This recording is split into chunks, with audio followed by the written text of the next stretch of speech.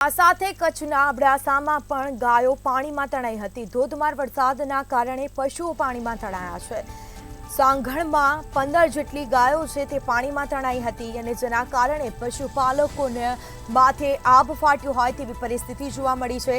તેના સીધા દ્રશ્યો અમે આપને બતાવી રહ્યા છે। અવિરત વરસાદના કારણે પાણીના વહેણમાં આ ગાયો તણાઈ છે, પશુઓ તણાયા હતા।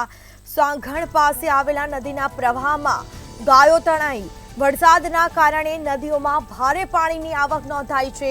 પુષ્કળ પ્રમાણમાં પાણીનું વહેણ જોવા મળી રહ્યો છે। આ સીધા દ્રશ્યો મંતવ્ય ન્યૂઝની સ્ક્રીન પર 15 જેટલા પશુઓ તણાયા છે, ગાયો તણાઈ હતી। તો લોકો જાય તો જાય ક્યાં તેવી પરિસ્થિતિનું નિર્માણ થયું છે। નીચાણવાળા વિસ્તારો પાણીમાં ગરકાવ થયા છે। પૂર જેવી પરિસ્થિતિ જોવા મળી રહી છે। જે રીતે આપ દ્રશ્યોમાં જોઈ રહ્યા છો તે રીતે પાણીનો વહેણ અવિરત જોવા મળી રહ્યો છે અને પશુઓ તણાયા છે। પશુપાલકો માથે આભ ફાટ્યું હોય તેવી પરિસ્થિતિ જોવા મળી છે। અબડાસામાં જળબંબાકાર જેવી પરિસ્થિતિનું હાલ નિર્માણ થયું છે। તો હવામાન વિભાગ દ્વારા કચ્છમાં એલર્ટ આપવામાં આવ્યું હતું। આ સાથે અનેક વિસ્તારો પાણીમાં ગરકાવ થયા છે।